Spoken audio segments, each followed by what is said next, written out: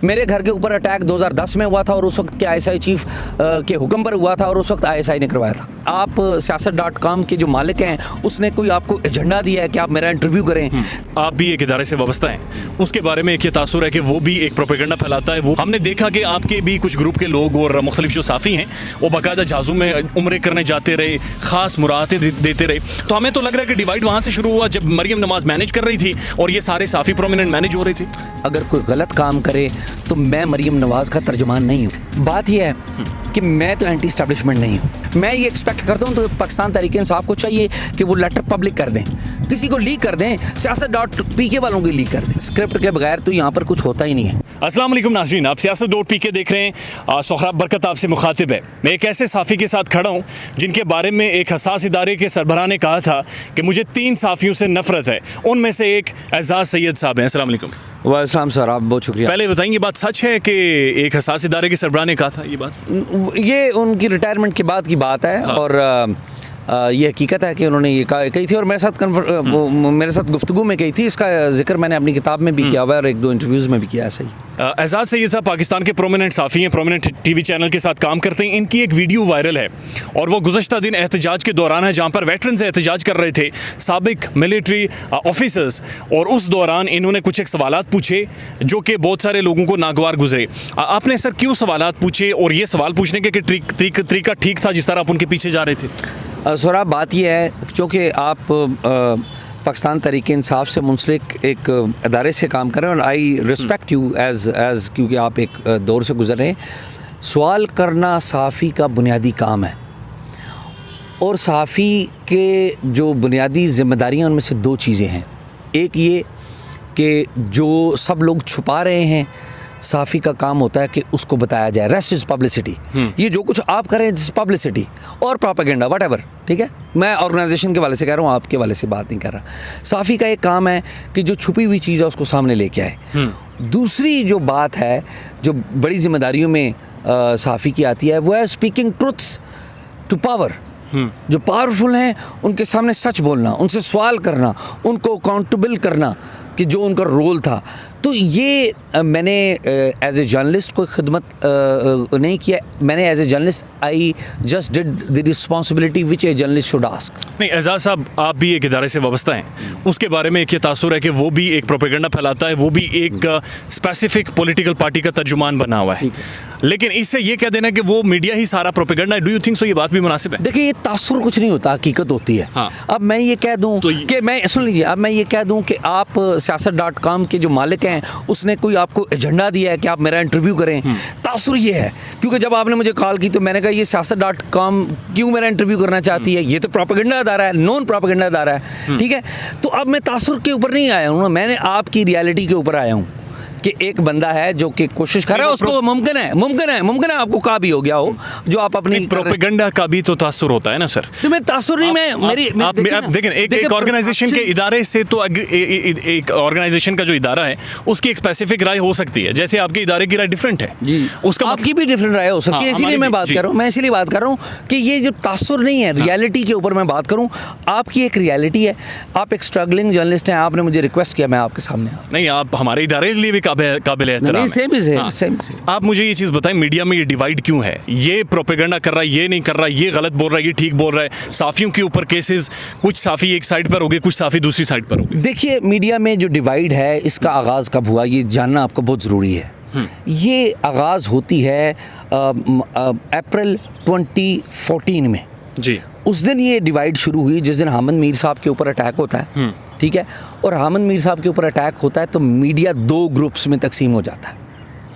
एक वो होता है जो हामिद मीर और जंग जियो ग्रुप के खिलाफ बात करता है कि जी इन्होंने जो फार्मर आईएसआई चीफ हैं उनका नाम क्यों लिया, एक मुल्ज़िम के तौर पे नाम क्यों लिया, हालांकि उस इदारे ने नाम नहीं लिया था, ठीक है। वो नाम एक उनकी फैमिली के मेंबर ने लिया था और इदारे ने ज़ाहिर उसको एयर किया। इसके ऊपर बड़ी डिबेट हो चुकी है। फिर उसमें क्या हुआ कि इमरान खान साहब आए जो इसी जियो के ऊपर बैठ के मैराथन प्रोग्राम्स किया करते थे। उन्होंने जो अपना जो स्टेटमेंट है उन्होंने जियो के ख़िलाफ़ शुरू कर दी, उन्होंने जियो के ख़िलाफ़ बयानबाजी शुरू कर दी, ठीक है, जो कि रिकॉर्ड का हिस्सा है। अब जब मीडिया 2 हिस्सों में तकसीम हुआ उस वक्त भी जो जंग ग्रुप के जो जर्नलिस्ट हैं और डॉन वाले भी हैं, पर्टिकुलरली जंग ग्रुप है, उनके ऊपर मुकदमात हुए। वो जब मुकदमात हुए तो हमारे जो बाद साथी हैं जो आज सब्जेक्ट हैं, जो जिनके ऊपर आज मुकदमात, वो बड़े खुश थे।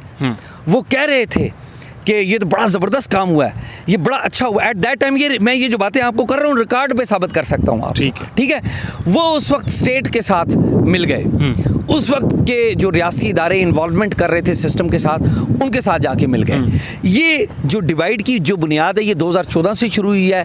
फिर आप देख लीजिए 2018 के आम जो इंतखाबात हुए, उसके बाद पाकिस्तान तहरीक इंसाफ इक़्तिदार में आ गई, और इक़्तिदार में आते साथ क्या हुआ, कुछ चेहरे वो टीवी स्क्रीनों से गायब कर दिए गए, ऐसा ही हुआ, ठीक है ना। फिर ये एक डिवाइड आ गई, ये भी डिवाइड आई ना। अच्छा, फिर अब पाकिस्तान तहरीक इंसाफ के जो सरबराह हैं इमरान खान साहब, इनको तहरीक अदम एतमाद से फ़ारग कर दिया गया। फ़ारग किसने भी किया है, जिसने भी किया है, ये आपको भी पता है, ये मुझे भी पता है, वो आपसे पूछेंगे, वो आपसे जानेंगे। Let me complete. तो अब सूरत हाल एक नई आ गई है।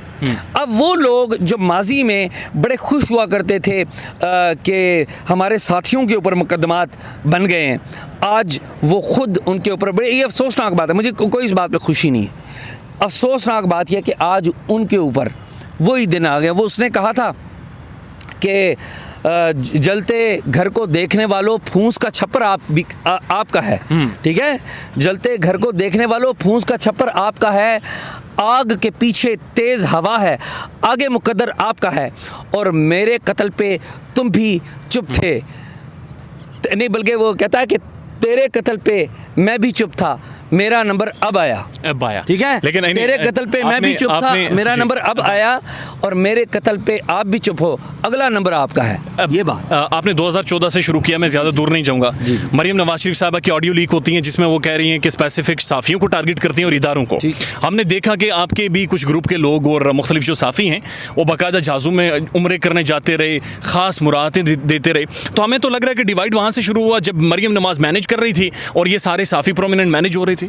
बात यह है कि मरियम नवाज अगर कोई गलत काम करे तो मैं मरियम नवाज का तर्जुमान नहीं हूँ। नहीं, वैसे वहाँ से भी तो सुन लीजिए, मैं ये कह रहा हूँ, वो उस 2014 से ऑनवर्ड, 2013 से ऑनवर्ड किसकी हुकूमत थी?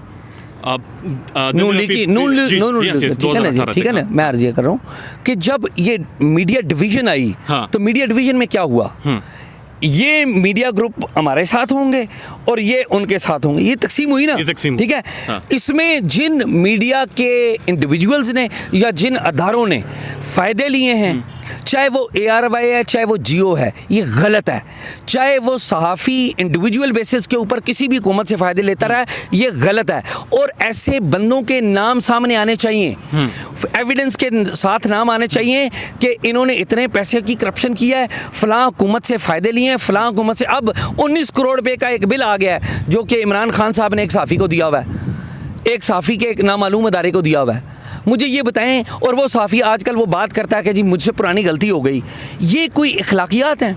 अगर किसी साफ़ी ने नून लीग से फ़ायदे लिए हुए हैं उसको कंडेम करें, और अगर किसी ने पाकिस्तान तहरीक इंसाफ से लिए उसे कंडेम करें, और अगर किसी ने हमारी फ़ौजी इस्टेब्लिशमेंट से लिए हुए तो उनको भी कंडेम करें। इंडिपेंडेंट जर्नलिज्म आम तासुर ये है, आप हो गए, मतीउल्लाह जान साहब हो गए, और भी कुछ साफ़ी हो गए, ये इनके बारे में तस्वुर ये है कि ये शायद एंटी एस्टेब्लिशमेंट है। और गुज़श्ता दिन मतीउल्लाह जान साहब के खिलाफ नारे लगे, असदुर साहब के साथ भी कुछ लोगों की बहस हुई, और उसका बुनियादी लोगों का कहने का मकसद ये था कि आप लोग ख़ास तौर पर किसी एजेंडे के तहत जो लोग कह रहे थे एक एस्टेब्लिशमेंट को टारगेट कर रहे हैं। बात यह है कि मैं तो एंटी एस्टेब्लिशमेंट नहीं हूँ और कोई साफ़ी एंटी नहीं होता, ठीक है। इख्तलाफ होता है, खिलाफ नहीं होता। ये आपके लिए भी तरबियत है और अपने लोगों को भी ये इसे काटे बगैर मैं आई होप कि आप वो करेंगे, ठीक है। इख्तलाफ होने में दलील होती है, ठीक है। जब आप खिलाफ होते हैं ना किसी के, तो आप दलील के बगैर होते हैं। मेरी बात आप याद रखिए, मैं ना तो किसी के एंटी हूँ, कल जो प्रोटेस्ट हो रहा था आप ठीक है, मैं अर्ज कर रहा हूँ, ना मैं किसी के एंटी हूँ ना किसी के प्रो हूँ। मैं सिंपल सवाल करता हूँ, सवाल का जवाब दे दीजिए तो ठीक है, नहीं देना तो आपकी मर्जी। कल सवालात क्या थे जिनकी वजह से वहाँ पर कुछ शख्सियात को बड़ा वीडियो दोबारा चलाएं, जो सवालात थे आप सुन लेंगे क्या सवालात थे। अच्छा, और आपको क्या लगा कि वहाँ पर जो प्रोटेस्ट आपने भी देखा और वेटरन्स वहाँ पर मौजूद थे, आपको क्या समझ आ रही है बतौर साफ़ी, ये ठीक है एहतजाज है कि एस्टेब्लिशमेंट के, या फिर कुछ एक इदारे के लोग आकर इस तरह से बातचीत? बिल्कुल ठीक है, एहतजाज है, लेकिन उसमें सिर्फ एक चीज़ का इजाफा होना चाहिए। वो कह रहे थे कि हम वेटरन्स ऑफ पाकिस्तान हैं। जी, वो वेटरन्स ऑफ पाकिस्तान नहीं थे, वो वेटरन्स ऑफ पीटीआई थे, ये याद रखिए। मुतालबात जो कर रहे थे, हर बंदे को इस बात का हक है कि वो सियासत करे, ये आईने पाकिस्तान कहता है, ये आईने पाकिस्तान कहता है। हर बंदे को इस बात का हक है कि वो जो मर्जी सियासी ख्यालात अपनाए, ये आईने पाकिस्तान कहता है। हर बंदे को इस बात का हक है वो जिस मर्जी सियासी जमात से मुतल्लिक हो। बहुत अच्छी बात है, जो उन्होंने मुतालबात किए हैं बहुत ठीक है, उनके मुताबिक करके वो समझते हैं, लेकिन वो सिर्फ ये सच बताएं कि वो पाकिस्तान तहरीक इंसाफ के मुतालबात भी हैं, वो सिर्फ उनके मुतालबात नहीं, और वो तमाम हमारे जो वेटरन्स हैं उनको रिप्रेजेंट नहीं करते। ये मुझे सिर्फ और कोई नहीं है, बाकी जो उन्होंने मुतालबात किए उनका राइट है। मैं कौन कहता हूँ कि वो उनका राइट। आप खुद भी एक इन्वेस्टिगेटिव जर्नलिस्ट हैं, आप मुझे ये बताएं कि अमेरिका से जो साइफर आया, लेटर आया, उसमें foreign minister of Pakistan address था? अगर नहीं था तो कौन एड्रेस था उसमें? देखिए, पहली बात ये है कि इसके ऊपर बहुत सारी बहस हो चुकी है। हाँ। इसके ऊपर बहुत सारी बहस हो चुकी है। वो एड्रेस कौन था बस ये बता दें। मैंने तो वो लेटर नहीं पढ़ा, आपने पढ़ा तो मुझे बताएं, आपने पढ़ा लेटर? मैंने तो नहीं पढ़ा, इन्वेस्टिगेटिव जर्नलिस्ट। देखिए बात सुने ना, बात ये मैंने वो चीजें तो सामने लाते हैं। नहीं, मैं बात ये है कि मेरे पास कोई चीज़ आएगी तो मैं इसे पब्लिक करूँगा।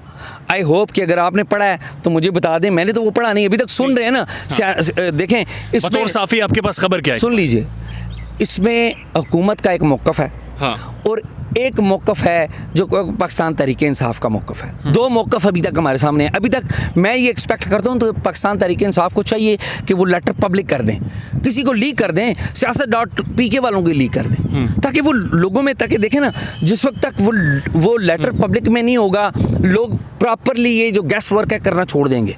तो मैं एक्सपेक्ट करता हूँ कि इसे करें, इसे पब्लिक करें। और उस रात को जो कुछ हुआ, जिस दिन इमरान खान के खिलाफ नो कॉन्फिडेंस मोशन की एग्जीक्यूशन पाकिस्तान में हमने देखी, उस रात को आपके चैनल के पीछे ये सारा डीचो की बंद कर दिया गया था, प्रिजनर्स वैन्स आ गई थी, उस सारे माहौल को आप कैसे डिफाइन करेंगे बतौर जर्नलिस्ट? कैसे डिफाइन करेंगे मुझे बताएं आप। जो आपकी क्या राय है, उस दिन जो माहौल बनाया गया वो किसी स्क्रिप्ट का हिस्सा था या कौन था उसे जो मैनेज कर रहा है? इसमें तो कोई डाउट नहीं ना कि स्क्रिप्ट के बगैर तो यहाँ पर कुछ होता ही नहीं है। और ये स्क्रिप्ट लिखता कौन है? ये स्क्रिप्ट जो लोग इमरान खान साहब को लाए थे ना, वही इमरान खान साहब को भेजने वाले हैं। ये बात इमरान खान साहब खुद कहते नहीं है, ये कहें वो। ये स्क्रिप्ट जिस बंदे ने स्क्रिप्ट लिखा था ना कि 2018 के आम इंतखाबात में RTS डाउन करना है, उसी बंदे ने ये स्क्रिप्ट लिखा था कि तहरीक अदम एतमाद पास होनी है। उसी वजह से ये तरीके अदम एतमाद पास हो गया। लेकिन इमरान खान साहब में अखलाकी जुर्रत होनी चाहिए कि वो बताएं किसने ये लिखा। उसने स्क्रिप्ट लिखा था कि अदम एतमाद की तहरीक भी खान के खिलाफ लाई जाए और 13 पार्टियों को जोड़ा। इमरान खान साहब को ये बात कहनी चाहिए।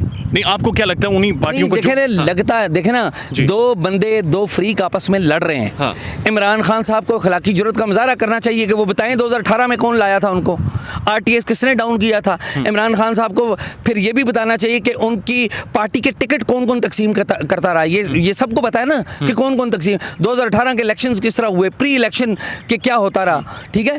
फिर इमरान खान साहब को ये भी बताना चाहिए कि अभी जो तरीके अदम एतमाद उनके खिलाफ पास हुई है, ये कैसे हो गई है, और ये स्क्रिप्ट एक्चुअली किसने लिखा था। मुझे ये यकीन है कि इमरान खान साहब की अखलाकियात जागेंगी जब नवंबर गुजर जाएगा। क्या ये नवंबर, इस साल का जब नवंबर गुजर जाएगा, तब ये अखलाकियात के शायद दूसरे पेडेस्टल पे होंगे। तब सर बहुत सारे साफ़ी भी शायद जाग जाएंगे। जो बिल्कुल साफ़ी भी जाग जाएंगे, जो साफ़ी आज एक ख़ास सियासी जमात को, चाहे वो मुस्लिम लीग नून है और चाहे वो पाकिस्तान तहरीक इंसाफ है, उनको सपोर्ट कर रहे हैं, उनकी भी जो एंगल्स हैं वो उस वक्त बदल जाएंगे। एजाज सैयद साहब, आप ये जो अरशद शरीफ साहब के ऊपर केसेस हो रहे हैं, इमरान रियाज के घर के आगे पीछे डाले घूम रहे हैं, समी इब्राहिम साहब हैं, आप इनको कंडेम करते हैं बतौर साफ़ी? देखिए, मैं हर जर्नलिस्ट के बारे में ये सोचता हूँ कि हर बंदे को आज़ादी इजहार है। किसी भी जर्नलिस्ट को अटैक नहीं करना चाहिए, किसी भी जर्नलिस्ट। इनके ऊपर केसेस कौन बनवा रहा है सर? देखिए, इनके ऊपर केसेस जो रजिस्टर हो रहे हैं वो FIA कर रही है। और इनके ऊपर जो केसेस बना रहे हैं ना, इनको खुद पता है कि वो केसेस कौन बना रहे हैं, और इनको चाहिए कि उन बंदों का नाम लें कि कौन बना रहे हैं, क्योंकि उनको ज़्यादा पता है। आपके घर के ऊपर भी अटैक हुआ था? जी, वो किसने करवाया था? मेरे घर के ऊपर अटैक 2010 में हुआ था, और उस वक्त के ISI चीफ के हुक्म पर हुआ था, और उस वक्त ISI ने करवाया था। क्या आज के जो केसेस हैं ये भी एस्टेब्लिशमेंट की वहाँ पर? मुझे ये पता था कि मेरे घर पे अटैक करने वाले कौन हैं और किसके कहने पे हो रहा। इमरान रियाज को पूछें कि उसके घर के ऊपर अटैक कौन करवा रहा है या उसके ऊपर मुकदमात कौन है, उसे ज़्यादा पता होगा। अच्छा, मुझे मैं उसका तर्जुमान नहीं हूँ, ना मैं अरशद साहब का तर्जुमान हूँ, लेकिन मुझे यकीन है कि उनको पता होगा, वो नाम लेंगे। वन लास्ट क्वेश्चन, उन्हें नाम लेना चाहिए। One last question, Imran Khan का जब से गवर्नमेंट ख़त्म हुई है उसके बाद से इमरान खान जिस तरह से बात कर रहे हैं जल से जुलूसों में, और आप उनकी तकारीर भी सुन रहे हैं, बतौर साफ़ी आपका इसके ऊपर तज्जिया क्या है? आप क्या समझ रहे हैं कि इमरान खान ठीक नैरेटिव लेकर चल रहे हैं? मेरा ये ख्याल है कि आईने पाकिस्तान से ऊपर कोई भी नहीं है। मेरा ये ख्याल है पार्लियामेंट से ऊपर कोई भी नहीं है।